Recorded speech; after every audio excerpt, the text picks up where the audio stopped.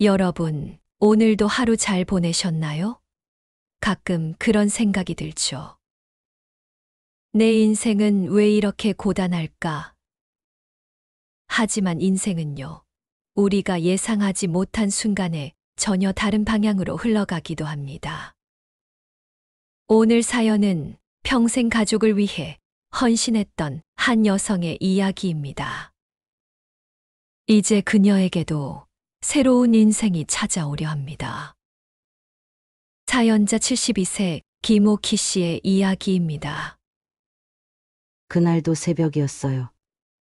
싸늘한 겨울바람이 창문 틈새로 스며들었죠. 저는 새벽 청소를 나가기 전 허리를 숙여 바닥을 닦고 있었어요. 손가락이 저리더라고요. 아픈 허리를 부여잡으며 생각했어요. 이러다 먼저 간 남편 따라 가겠다. 그때 전화가 울렸어요. 어두운 방 안 희미한 휴대폰 불빛이 깜빡였죠. 낯선 번호였어요. 뜬금없는 전화라 그냥 넘기려다가 무심코 화면을 봤어요. 서초구 재개발 조합, 처음 보는 이름이었죠. 전화를 받았어요. 그 순간 내 인생이 다시 뒤집혔습니다. 40년 전으로 돌아가 보겠습니다.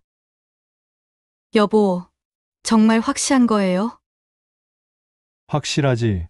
내가 괜히 말하겠어. 이건 진짜 내부 정보야. 곧 개발 들어간다고.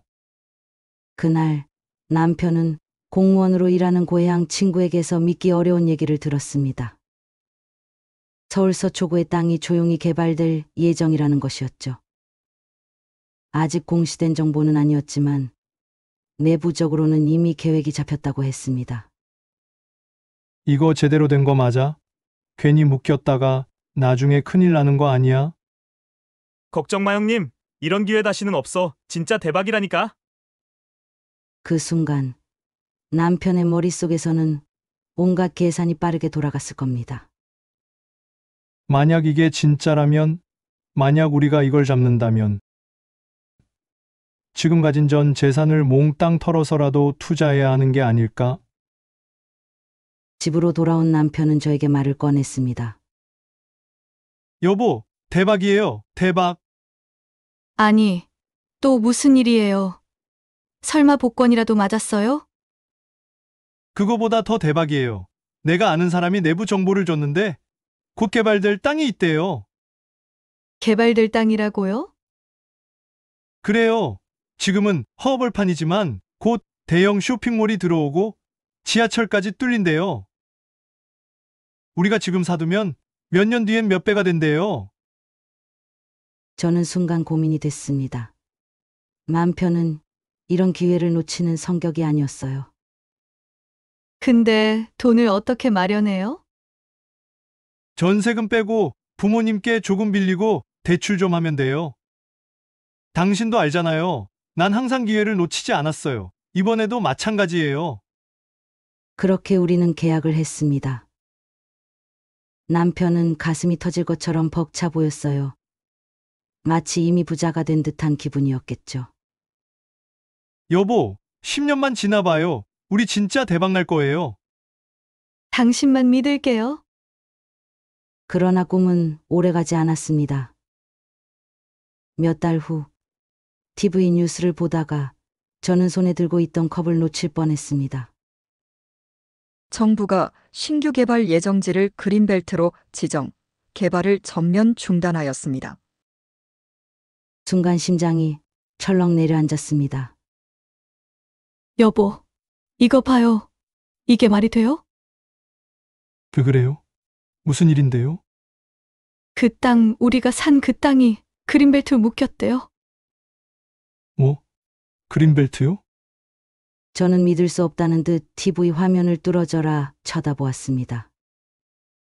아니, 그럼 개발이 안 된다는 거예요? 그냥 안 되는 게 아니라 아예 영원히 못해요. 남편은 황급히 친구에게 전화를 걸었습니다. 야, 이게 무슨 일이야? 너 분명 개발된다고 했잖아. 형, 나도 몰랐어. 갑자기 정책이 바뀐 거야. 몰랐다고? 그럼 내 전 재산은? 내가 빌린 돈은? 이거 다 날린 거야? 전화기 너머로 들리는 친구의 한숨, 그리고 침묵 그게 전부였습니다.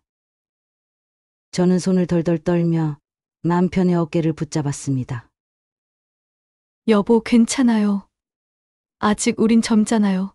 다시 벌면 돼요. 다시 벌면 돼요.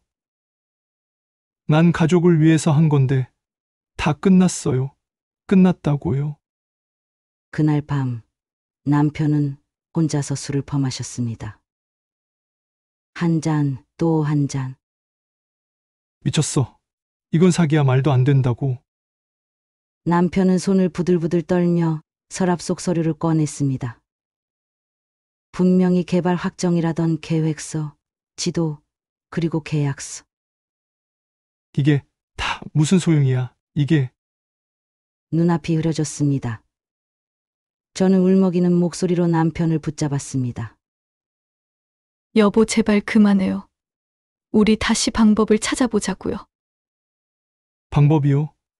내가 전 재산을 쏟아부었는데 그게 한순간에 휴지 조각이 됐어요. 도대체 어떻게 하라는 거예요? 저는 아무 말도 할 수 없었습니다. 그렇게 몇 주가 흘렀습니다. 남편은 거의 폐인처럼 살았습니다. 그 후 몇 년 동안 남편은 정말 이를 악물고 다시 일했습니다. 여보, 난 절대 이렇게 끝나지 않아. 남편은 회사에서 더 열심히 일했고 결국 승진까지 했습니다. 우리는 조금씩 다시 안정을 찾아갔어요. 하지만 그 땅은 여전히 묶여 있었고 우리는 빚을 갚아야 했습니다. 그렇게 오랜 시간이 흘러 아이들은 제각기 결혼하고 남편은 드디어 은퇴를 맞이했어요. 여보, 드디어 퇴직했어. 그동안 정말 고생 많았어. 이제 좀 쉬자. 하지만 남편은 쉬지 않았어요. 나 사업 한번 해보려고. 사업? 그래, 예전부터 생각했던 거 있잖아. 그동안 일만 했으니까. 이제 내 일 한번 해보고 싶어. 그 말에 저는 조금 불안했지만 남편이 그렇게 원한다면 말릴 수 없었어요. 남편은 퇴직금을 모두 털어 작은 요식업 프랜차이즈를 시작했습니다. 처음엔 나쁘지 않았어요. 매출도 점점 오르고 남편도 활기찼습니다. 여보, 이번엔 진짜 될 것 같아. 그런데 예상치 못한 일이 터졌어요. 대형 프랜차이즈가 같은 동네에 들어온 겁니다. 손님이 점점 줄어들었고 결국 적자가 나기 시작했어요. 여보, 이거 안 되겠어. 우리 이제... 남편은 끝까지 버텨보려고 했지만 결국 가게 문을 닫을 수밖에 없었습니다. 퇴직금은 모두 날아갔고 우리는 또다시 빈손이 되었어요. 어느 날 밤 남편이 조용히 제 손을 잡았습니다. 여보, 미안해. 그 순간 저는 울컥했어요. 왜 미안해? 당신은 항상 최선을 다했잖아. 그래도 난 늘 실패만 한 것 같아. 남편의 눈에 눈물이 맺혔습니다. 하지만 저는 알고 있었어요. 그는 실패한 게 아니라 끝까지 도전한 사람이었다는 걸. 대출까지 끌어다 썼지만 결국 폐업하고 말았죠. 이젠 정말 끝이야. 남편은 깊은 좌절에 빠졌고 그때부터 몸이 급격히 나빠지기 시작했어요. 검사 결과 나왔습니다. 간암입니다. 상당히 진행된 상태라 빠르게 수술을 해야 합니다. 뭐라고요? 그 순간 온몸에 힘이 풀렸어요. 손끝이 차가워졌고 심장이 터질 듯 뛰었죠. 간암이라니? 이게 무슨 말이야? 남편이 내 손을 꼭 잡았어요. 그러더니 특유의 익살스러운 표정으로 씩 웃으며 말했어요. 괜찮아. 여보, 수술하면 나을 거야. 남편은 언제나 낙천적이었어요. 지금도 자신보다 나를 먼저 위로하려고 했죠. 하지만 내 마음은 아니었어요. 그 웃음 뒤로 남편이 느꼈을 두려움이 보여서 더 무서웠어요. 수술은 성공적이었어요.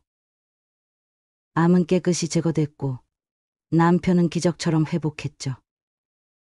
수술은 잘 됐습니다. 앞으로 꾸준한 관리만 하면 됩니다. 그 말을 듣고 나는 처음으로 한숨을 돌렸어요. 하지만 인생이 그렇게 순조로울 리 없었죠. 2년도 채 지나지 않아 남편의 몸이 다시 이상해지기 시작했어요. 배가 이상하게 불러오고 손발이 부어올랐어요. 피부도 점점 노래지기 시작했죠. 여보, 병원 가자. 이거 이상해. 괜찮아. 좀 피곤한 것뿐이야. 하지만 나는 알았어요. 이건 단순한 피곤이 아니라는 걸. 검사를 마치고 의사가 다시 나를 불렀어요. 암이 재발했습니다. 뭐라고요? 간에 복수가 차고 있습니다. 황달이 심해졌고 전이 가능성도 높아 보입니다. 그럼 치료하면 낫는 거죠? 이제 치료보다는 통증 완화에 집중하는 게 좋겠습니다. 그 말이 끝나자 온 세상이 무너지는 소리가 들렸어요. 살 수 없다, 그 말이었어요. 여보, 미안해. 남편이 내 손을 꼭 잡았어요. 힘없는 손끝이 너무나도 차가웠어요. 그때부터 내 인생은 남편의 간병으로 채워졌어요. 나는 쉬지 않고 움직였어요. 밤낮 없이 병원에서 남편을 돌보고, 이젠 허리도 아프고 손목도 시큰거리는데 쉬고 싶다는 생각조차 못했어요. 그런데 정작 우리 자식들은 보이지 않았어요. 여보, 애들한테 전화 좀 해볼까? 남편이 입을 떼려 했지만 기침이 먼저 터졌어요. 목이 타들어가는 듯한 기침 소리에 나는 서둘러 물을 건넸어요. 됐어, 힘들게. 뭐하러. 애들도 바쁠 텐데. 나는 남편의 손을 꼭 잡았어요. 이제 손마저도 살이 쭉 빠져서 뼈만 남은 듯했어요. 아니야. 이번엔 꼭 말해야 해, 우리도 한계야. 나는 떨리는 손으로 휴대폰을 꺼내 들었어요. 큰아들 번호를 누르는데 가슴이 덜컥 내려앉았어요. 마치 수화기 너머에서 들을 말이 이미 예상이라도 된 것처럼. 엄마 무슨 일이야? 아빠가 많이 아프다. 병원비도 만만치 않고. 나도 이제 혼자 간병하기 힘들어. 간병인이라도 써야 할 것 같은데. 엄마, 우리도 사정이 어려워. 나도 애들 키우느라 허리가 휜다니까. 엄마 아빠가 살아오면서 얼마나 너희한테 희생했는데. 이럴 때 좀 도와줄 수 없는 거니?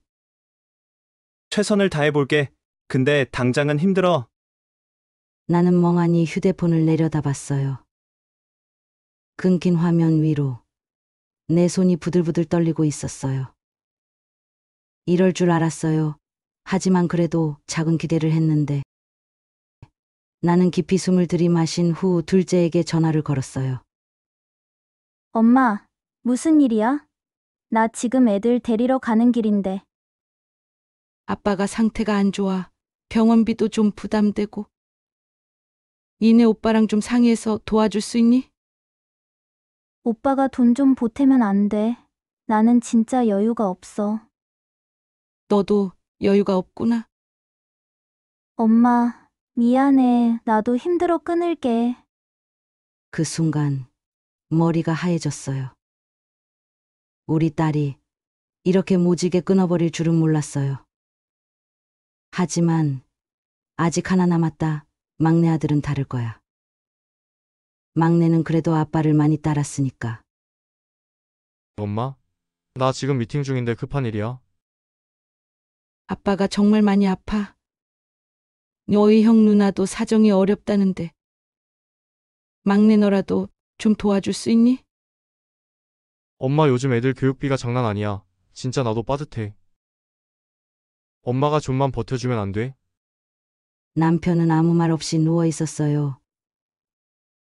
하지만 그의 눈에는 희미한 눈물이 고여 있었어요. 우리 이렇게 살았는데 결국 이렇게 되는구나. 여보, 우리 뭐가 그렇게 잘못됐을까? 남편은 대답하지 않았어요. 그저 창밖을 멍하니 바라보았어요. 아이들은 처음엔 조금씩 돈을 보내주더니 몇 달 지나자 아예 연락도 뜸해졌어요. 나는 매일 밤 남편 옆에서 간호하며 혼자 울곤 했어요. 이게 가족인가? 그녀는 남편과 함께 인생을 버텨왔습니다. 자식들을 위해 모든 걸 희생하며 살았었죠. 큰아들이 회계사가 되겠다고 하면 학원비를 대주려고 시장에서 허드렛 일을 했고, 둘째가 공무원이 되겠다며 시험 준비를 할 때는 생활비 걱정하지 말고 공부만 열심히 하라며 뒷바라지를 했어요. 막내는 유학을 가고 싶다고 했죠. 가진 돈이 없으니 은행 대출을 받아 학기를 보냈어요. 새벽마다 건물 청소를 하고 틈틈이 남의 반찬 가게에서 일하며 학비를 보내던 날들, 그렇게 키운 자식들이었어요.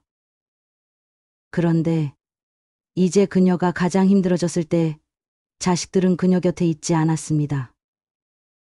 나는 점점 지쳐갔어요. 그리고 이제 남편을 보내야 할 시간이 다가오고 있었습니다.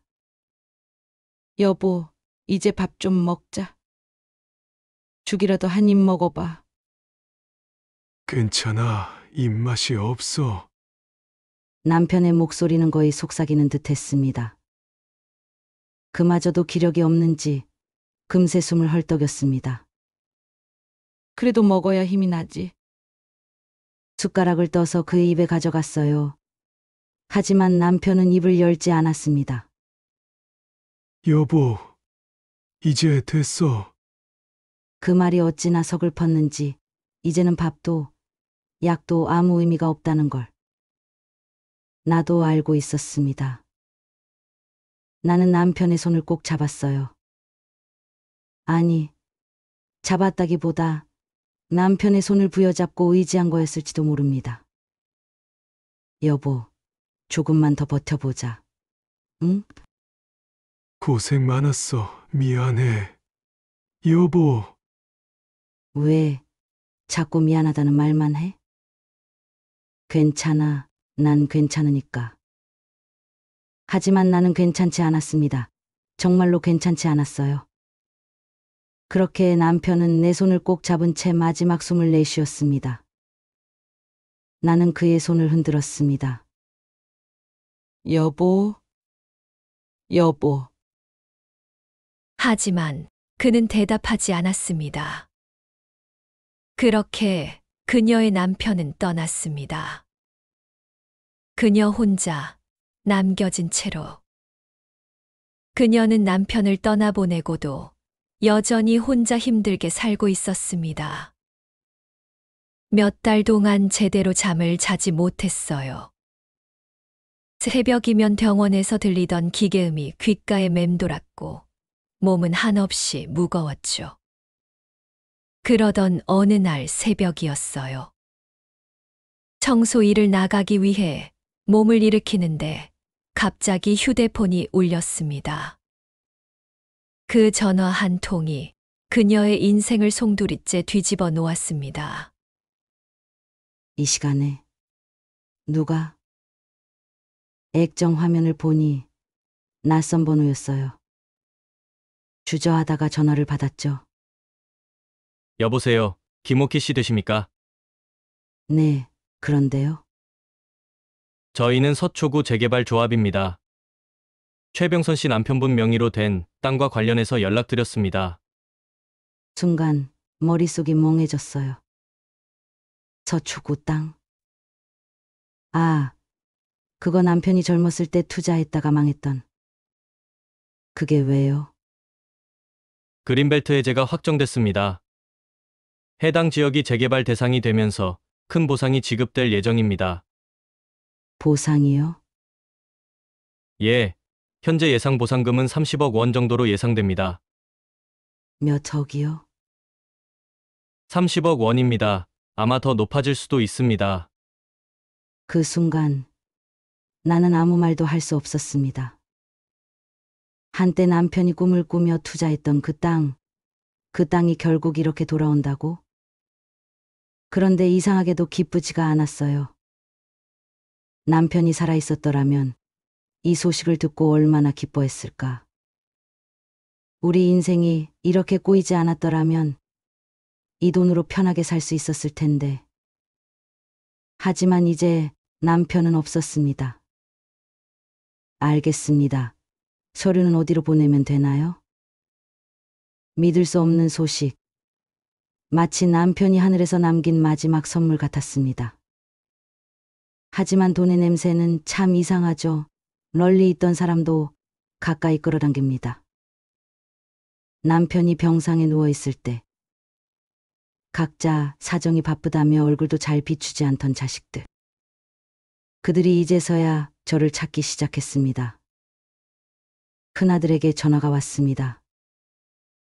엄마 요즘 어떻게 지내? 밥은 잘 챙겨 드셔?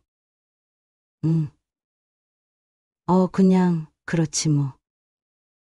그러게, 내가 전에 용돈이라도 좀 더 챙겨 드릴걸? 엄마한테 너무 소홀했나 봐. 그래? 갑자기 그런 생각이 들었어. 갑자기는 아니고요. 우리 이번 주에 애들이랑 내려갈까 하는데 엄마 시간 괜찮아? 어머. 참 기특하네. 아빠 병간호할 땐 그렇게 바쁘더니. 이제는 시간도 낼 수 있구나.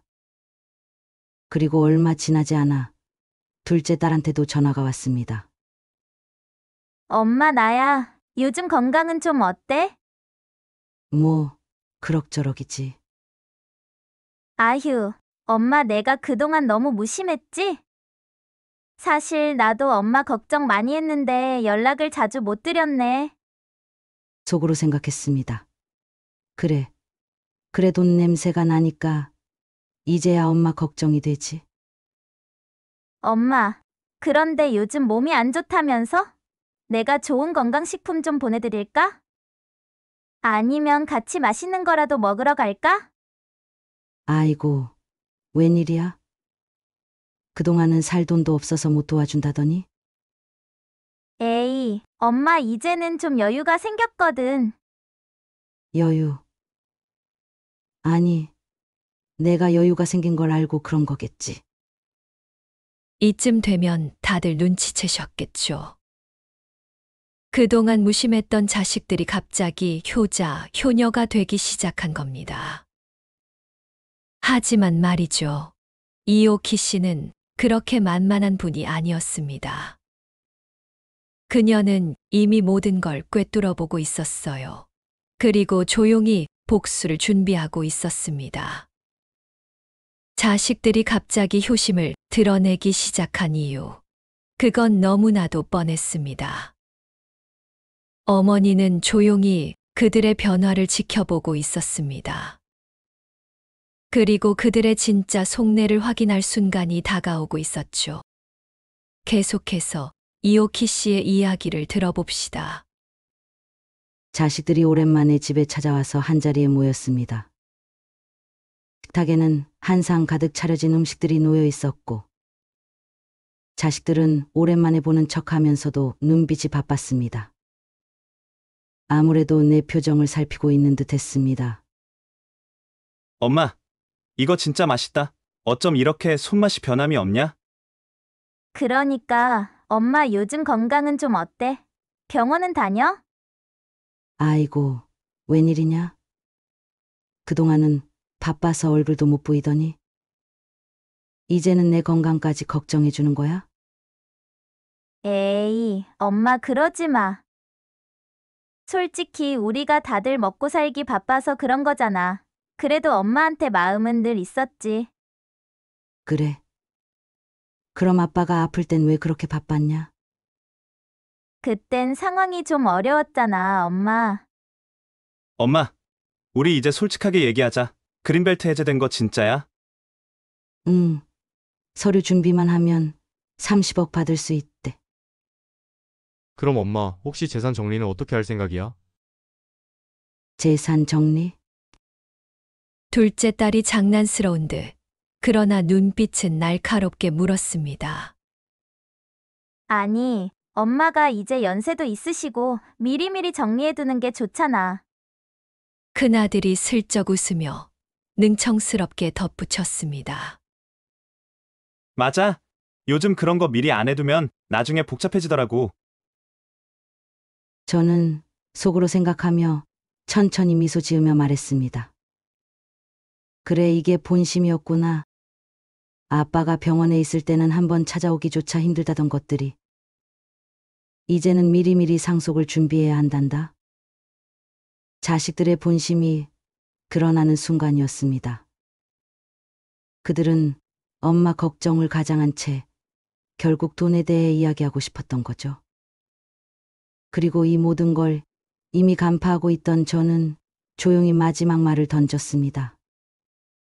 그래, 나도 생각 안 해본 건 아닌데 이제 와서 보니까 말이야. 이 돈 참 쓰임새가 많겠더라. 둘째 딸이 눈을 반짝이며 조심스럽게 물었습니다. 그래서 어떻게 하실 생각이야, 엄마? 난 한 푼도 너희들에게 줄 생각 없어.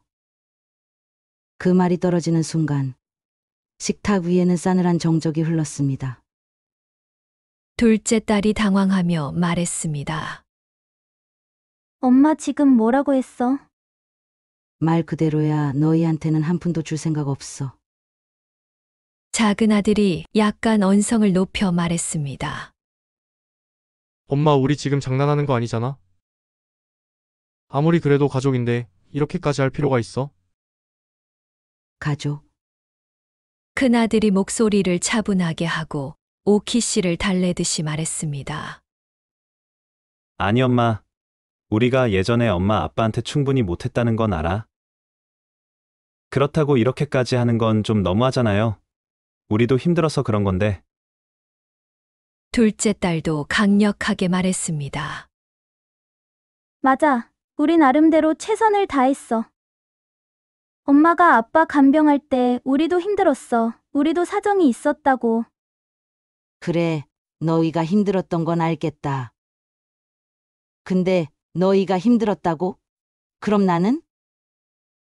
내가 새벽마다 청소를 나가면서 허리가 끊어질 것 같아도 참으면서 일했던 건 아버지가 침대에 누워서 미안하다고 할 때 내 가슴이 찢어지던 건 그건 안 힘들었을 것 같아? 큰아들은 계속해서 저를 어르고 달래며 말했습니다.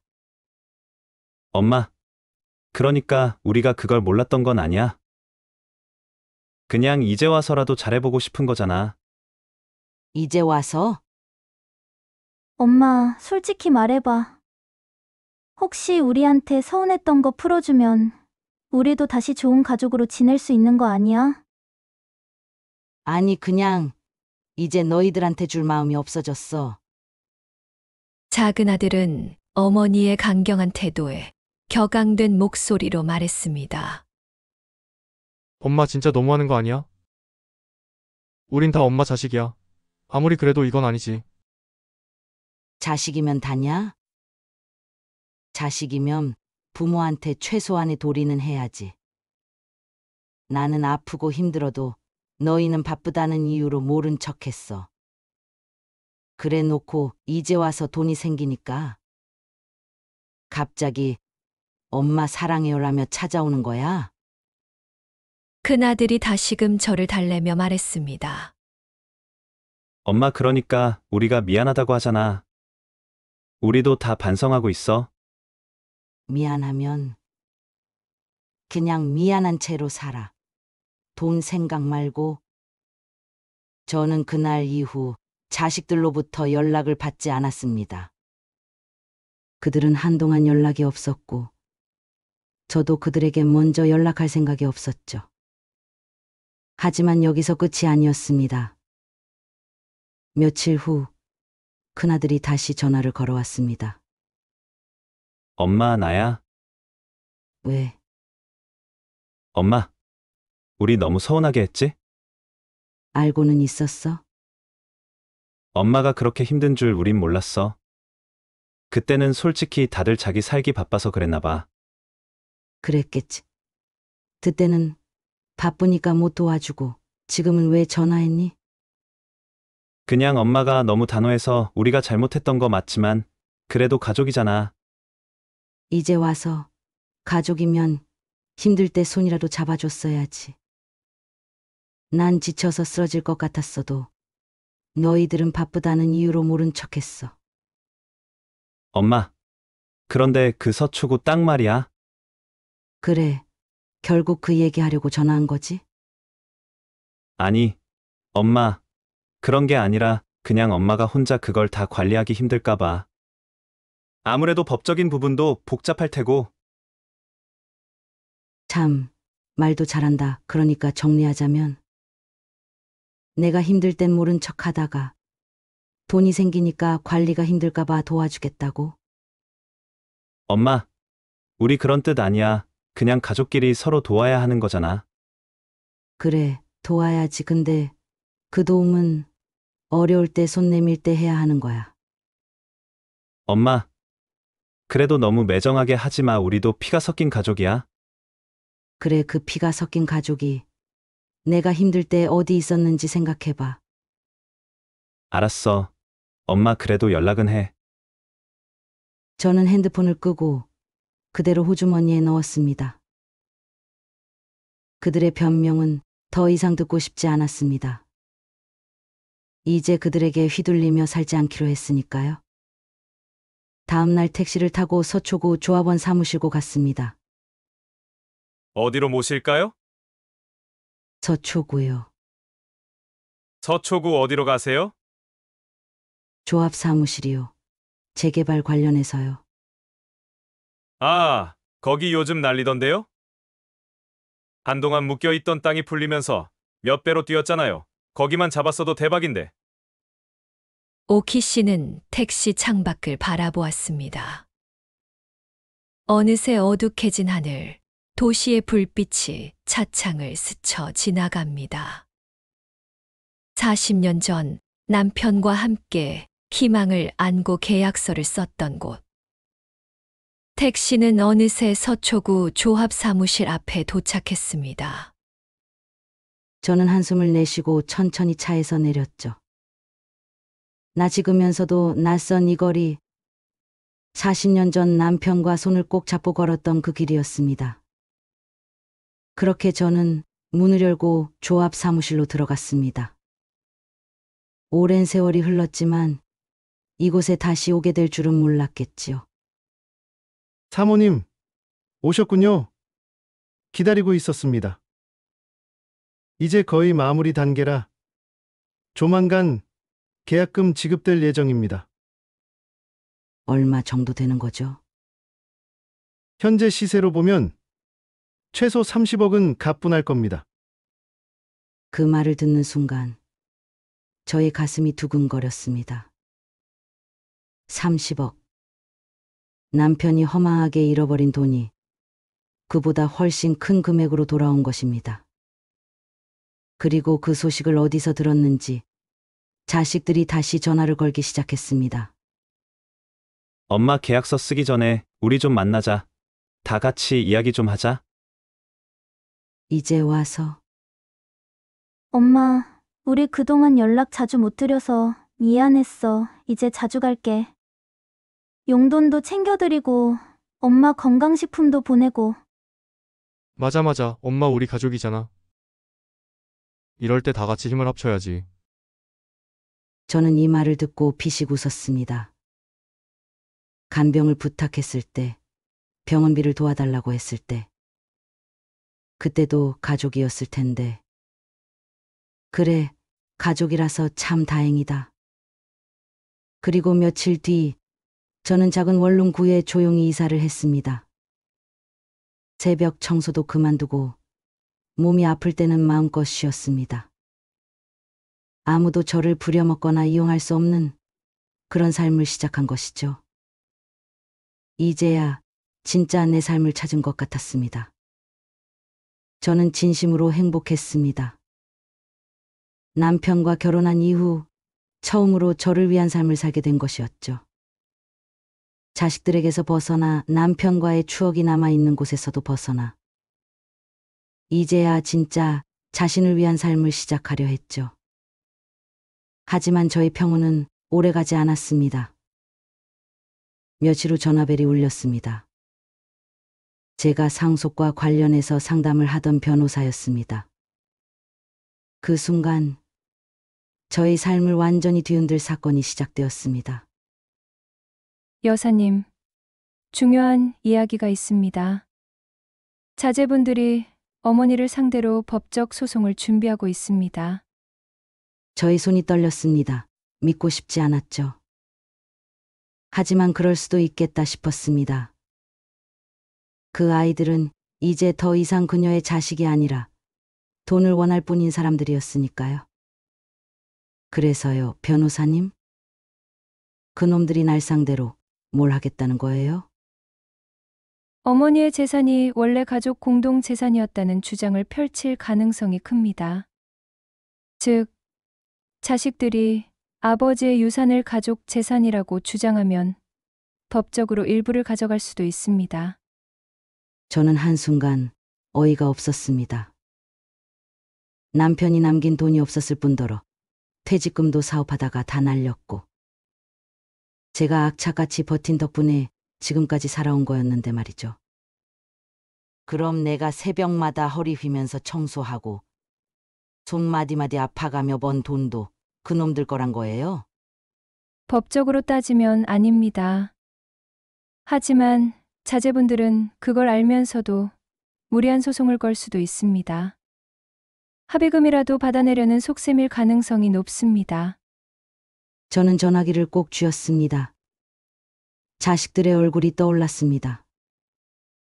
아버지가 병상에 있을 때, 간병이 너무 힘들다고 손 내밀었을 때, 그들이 했던 말이 선명하게 떠올랐죠.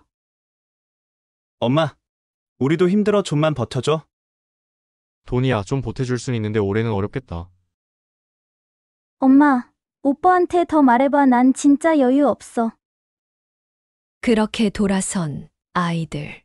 자신들의 삶을 위해 엄마를 외면했던 아이들이 이제 와서 엄마의 돈을 탐내고 있었습니다.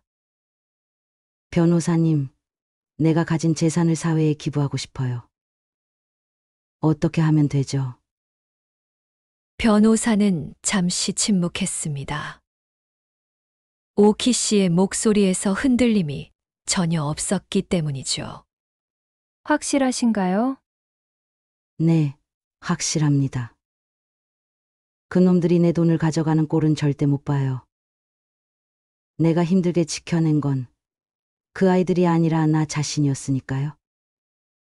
저는 고민하던 결정을 내렸습니다. 자식들에게 단 1원도 남기지 않겠다고요. 그렇게 저는 드디어 자신을 위한 선택을 했습니다. 하지만 저의 결정을 알게 된 자식들은 가만히 있지 않았습니다. 그들은 결국 마지막 선택을 하게 됩니다. 자식들은 어머니가 남긴 재산을 한 푼도 받을 수 없다는 걸 알게 됐습니다. 그리고 그 순간 그들은 마지막 수를 던졌습니다. 어머니를 직접 찾아온 것이었죠. 어디로 이사한다고 일부러 말도 안 했지만 어떻게 기어코 알고 찾아왔는지 소름이 끼쳤습니다. 엄마, 이게 뭐야? 변호사님한테 들었어. 우리가 돈 한 푼도 못 받게 한다고? 엄마 우리 가족이잖아. 우리가 어떻게 살아가든 관심 없다는 거야? 엄마, 우린 그냥 서운해서 그래. 엄마도 알잖아. 우리가 얼마나 힘든지. 저는 아이들을 바라봤습니다. 병실에서 힘겹게 숨을 내쉬던 남편을 외면했던 아이들. 어미가 허리 휘도록 새벽마다 일하던 걸 알면서도 우리도 사정이 어렵다며 등을 돌렸던 아이들. 이제 와서 가족이라고? 그땐 너희들 가족이 아니었어? 엄마, 그땐 우리가 어려워서 그랬지. 이제라도 잘할게. 엄마 편하게 모실게. 그래, 우리가 미안했어. 근데 엄마, 생각을 좀 바꿔봐. 아빠가 남긴 유산인데 우리가 받을 권리도 있는 거잖아. 엄마, 그 돈을 다 기부해버리면 아빠도 원하지 않으실 거야. 그녀는 쓴웃음을 지었습니다.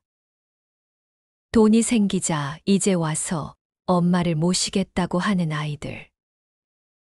기부를 반대하는 이유도 아빠가 원치 않을 거다라는 핑계뿐이었죠. 내 아빠가 원하지 않았을 거라고. 내 아빠가 병상에 누워서 너희 오기만을 기다릴 때 넌 어디 있었니? 큰아들의 얼굴이 순간 일그러졌습니다. 둘째 딸은 눈을 피했고 작은 아들은 주먹을 쥐었죠. 하지만 그들 중 누구도 대답하지 못했습니다. 엄마, 그렇게까지 말해야 돼? 우리가 뭐 죽으라고 그랬어? 그때 힘들었지만 지금이라도 잘하면 되는 거 아니야? 솔직히 우리도 힘들었잖아. 엄마는 우리가 당연히 다 해줘야 한다고 생각했겠지만 우리 사정도 좀 이해해줘야지. 그녀는 천천히 아이들의 얼굴을 바라봤습니다. 한때는 자신의 살점 같던 아이들. 하지만 이제는 그저 돈 앞에서 흔들리는 이기적인 사람들일 뿐이었습니다. 그래, 다 이해해. 그렇지만 나도 이제 내 삶을 살 거야. 엄마, 제발 한 번만 생각해봐. 그 돈 우리한테 남겨주면 안 돼? 그 돈은 나한테도 남지 않을 거야. 이미 변호사님께 전부 기부한다고 말씀드렸으니까. 아이들의 얼굴이 일순 창백해졌습니다. 그들의 마지막 기대마저 무너진 순간이었죠. 엄마, 미쳤어? 이게 누구 피땀으로 모은 돈인데 남한테 그냥 줘버린다고? 내 아빠 피땀이었지. 그리고 내 피땀이었고 너희 건 아니었어. 저는 아이들을 바라봤습니다. 그리고 천천히, 아주 천천히 문을 닫았습니다. 더 이상 그들은 저희 가족이 아니었습니다. 문 뒤에서는 작은 소란이 났고 조용한 목소리들이 들렸습니다. 이렇게 그냥 가. 오빠, 뭐라도 해야 하는 거 아니야. 그럼 어떡해? 뭐, 엄마를 잡아다 묶어? 변호사까지 끼고 다 정리했다는데 우리가 어떻게 해? 형, 솔직히 말해봐. 그 돈 진짜 못 받으면 우리 어떡할 거야? 저는 문 너머에서 들리는 아이들의 대화를 들었습니다. 더 이상 엄마를 어떻게 하면 행복하게 할까가 아니라 엄마를 어떻게 하면 우리가 원하는 대로 움직이게 할까. 그 고민뿐이었습니다. 끝난 게 아니구나. 저는 손을 천천히 떨며 거실로 걸어갔습니다. 거실 창밖에는 불빛이 하나둘 꺼져가고 차가운 밤 공기가 스며들고 있었습니다. 하지만 저의 머릿속은 여전히 시끄러웠습니다. 이제 어떻게 해야 할까? 내가 뭘 더 준비해야 이 싸움을 끝낼 수 있을까? 저는 결코 약한 여자가 아니었습니다. 젊은 시절 남편과 함께 삶을 일궈왔고 남편을 떠나보낸 후에도 스스로를 지켜왔습니다. 하지만 자식들과의 싸움은 그녀가 예상했던 것보다 훨씬 길고 훨씬 더 추악한 모습으로 흘러가고 있었습니다. 다음 날 변호사로부터 전화가 왔습니다. 네, 변호사님. 어머니, 예상했던 일이 벌어졌습니다. 자녀분들이 유언장 효력을 다투겠다고 변호사를 선임했어요. 오키 씨는 잠시 눈을 감았습니다. 마치 올 것이 왔다는 듯한. 하지만 여전히 오키 씨의 가슴을 철렁이게 하는 소식이었죠. 그럴 줄 알았어요. 하지만 걱정하지 마세요. 이미 법적으로 문제가 없도록 철저히 준비했으니까요. 네, 저도 이제 지치네요. 하지만 마지막까지 버텨볼게요. 저는 전화를 끊고 창밖을 바라봤습니다. 도시는 여전히 깜빡이는 불빛들로 가득했지만 제가 있는 이 집만은 유독 조용하고 쓸쓸했습니다. 이 싸움을 끝까지 이어가야 할까? 아니면 그냥 포기하고 아이들에게 넘겨줘야 할까? 하지만 저는 알았습니다.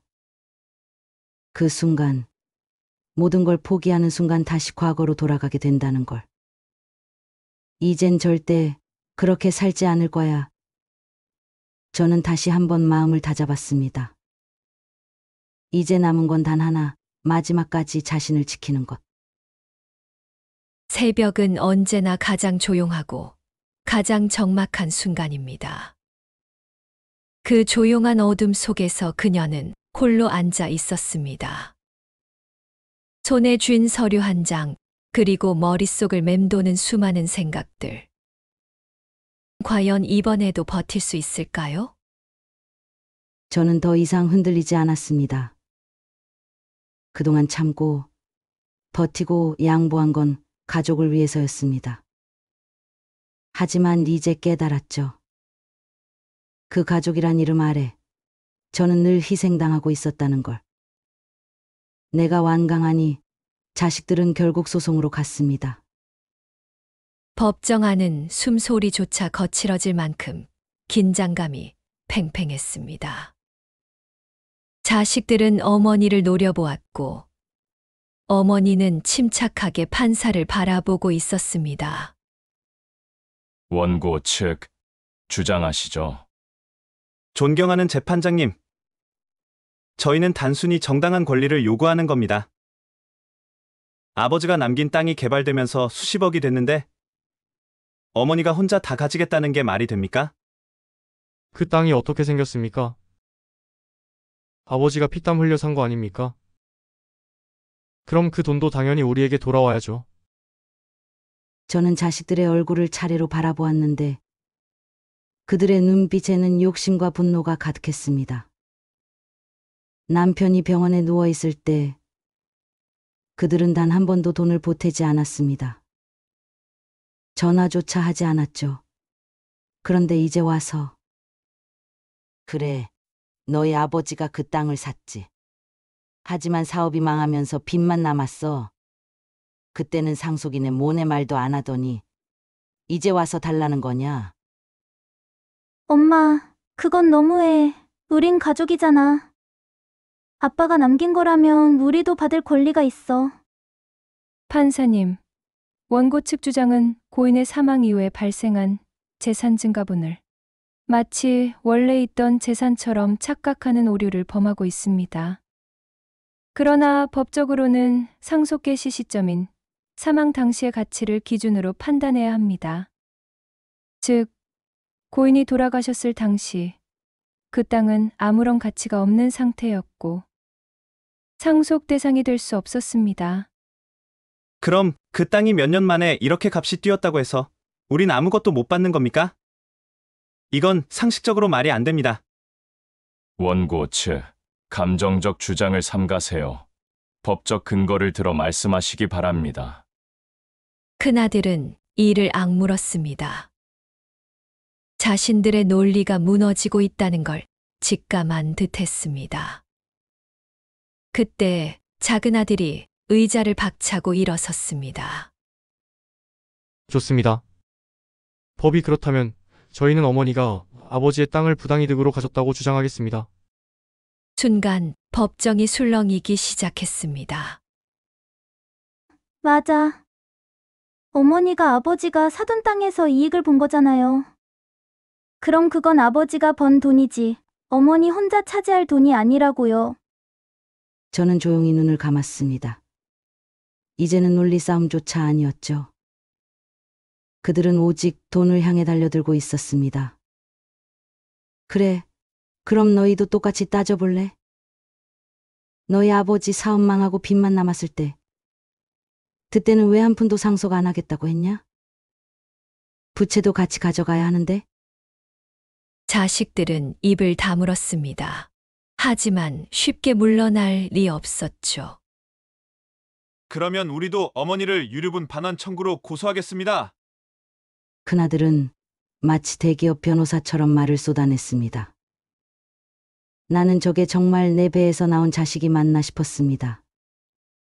그 말에 변호사가 코웃음을 쳤습니다. 유류분 청구. 유류분은 상속 재산을 기준으로 합니다. 하지만 말씀드렸다시피 아버지가 돌아가셨을 당시 그 땅은 재산이 아니었습니다. 따라서 유류분 청구도 성립되지 않습니다. 법정안은 침묵에 휩싸였습니다. 자식들은 마치 믿기지 않는다는 듯 서로를 번갈아가며 쳐다봤습니다. 본 법원은 법적 근거와 증거를 토대로 원고 측 주장을 인정할 수 없다고 판단합니다. 이에 따라 원고 측의 소송을 기각합니다. 판결이 내려지는 순간 큰아들은 책상을 주먹으로 내리쳤습니다. 엄마, 정말 이렇게까지 하시겠어요? 우리한테 단 한 푼도 안 줄 거예요? 이오키 씨는 조용히 자리에서 일어나 법정을 나섰습니다. 등 뒤에서 둘째 딸의 마지막 외침이 들려왔습니다. 엄마 정말 우리한테 이럴 수 있어? 나는 단 한 번도 뒤돌아보지 않았습니다. 그들은 이미 내가 힘들 때 나를 버린 사람들이었으니까요. 재판이 끝난 후 저는 그 땅을 정리했습니다. 몇 년 전까지 쓸모없는 땅이었던 그곳은 이제 수십억 원의 가치를 가진 개발지로 변해 있었습니다. 사모님, 타이밍이 기가 막힙니다. 지금 몇 달 전보다 더 올라서 지금 매각하시면 최소 50억 이상은 받으실 겁니다. 50억이라니. 한때 남편이 그 땅을 사고 고작 몇 푼이라도 남겨보려 했던 게 떠올랐습니다. 그때는 누구도 이 땅이 이렇게 값어치 있게 변할 줄 몰랐습니다. 그럼 좋은 조건으로 정리해 주세요. 후회 안 하십니다, 사모님. 이제 편하게 사셔도 되겠어요. 편하게 산다. 그래요. 이제야 비로소 편하게 살 수 있겠다고 느꼈습니다. 기부와 새로운 시작. 돈을 손에 쥐고 나니 생각이 많아졌습니다. 이 돈을 어떻게 써야 의미 있을까 하고요. 저는 남편과 함께 나눈 시간들을 떠올렸습니다. 남편이라면 어떻게 했을까? 저는 남편이 생전에 나눔을 좋아했다는 걸 기억했습니다. 그래서 결심했습니다. 어려운 학생들을 위해 장학재단에 돈을 기부했고 경제적으로 힘든 노인들을 돕는 단체에도 후원했습니다. 정말 감사합니다. 사모님, 이 돈이 많은 사람들에게 희망이 될 겁니다. 그 말을 듣는 순간 마음이 편안해졌습니다. 이제야 남편과 함께한 시간을 의미 있게 정리한 것 같았습니다. 새로운 삶의 시작. 남은 돈은 나를 위해 쓰기로 했습니다. 이제야 비로소 하고 싶은 것들을 할 수 있었습니다. 저는 제일 먼저 여행을 떠났습니다. 젊었을 때 남편과 가고 싶었지만 한 번도 가지 못했던 나라들로 드디어 나도 가보는구나. 파리의 에펠탑 앞에서, 스위스의 푸른 초원에서, 일본의 벚꽃 아래에서 저는 내내 웃고 있었습니다. 혼자 여행하세요? 정말 밝으시네요. 네. 이제야 진짜 인생을 살고 있거든요. 저는 드디어 돈 때문에 불행했던 삶을 정리하고 돈으로 행복을 찾는 삶을 살기로 했습니다. 여행을 마치고 돌아온 후 오키 씨는 조용한 바닷가 근처에 작은 집을 샀습니다. 그곳은 소박하지만 아름다운 곳이었습니다. 여기 이사 오신 분이세요? 혼자 사시나 봐요. 네. 이제는 혼자가 편해서요. 이웃들은 따뜻했습니다.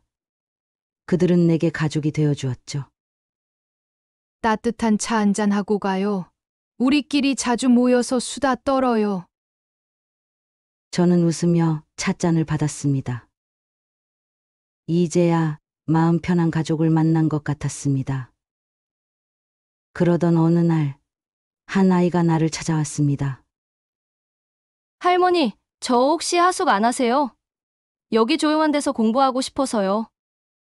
그 아이는 가난한 형편 탓에 집에서는 공부할 공간이 없다고 했습니다. 저도 적적했던 터라 집안일을 도와주고 함께 하자고 했습니다. 그렇게 그 아이와 저는 친해졌습니다. 저는 내 남편이 자식들에게 했던 것처럼 그 아이에게 정성을 쏟았습니다. 하지만 이번에는 달랐습니다. 그 아이는 단 한 번도 내게 돈을 바라지 않았습니다. 할머니, 저 장학금 받았어요. 할머니 덕분이에요. 저는 눈물이 났습니다. 이 아이가 내가 원했던 진짜 가족이 아닐까 싶었습니다. 잘했어. 정말 자랑스럽다. 그렇게 저는 돈이 아니라 사람과 정을 나누며 살기로 했습니다. 여러분, 돈은 중요합니다. 하지만 돈 앞에서 변하지 않는 사람이 더 중요합니다. 저는 내 남은 인생을 그런 사람들과 함께 하기로 했습니다. 오늘 사연 여러분께서는 어떻게 들으셨나요? 여러분이라면 이 돈을 어떻게 사용하셨을까요? 여러분의 생각을 댓글로 남겨주세요. 구독과 좋아요는 영상 제작에 큰 힘이 됩니다. 알림 설정을 해놓으시면 새로운 영상이 올라오면 알려드릴게요. 다음 사연에서 또 만나요.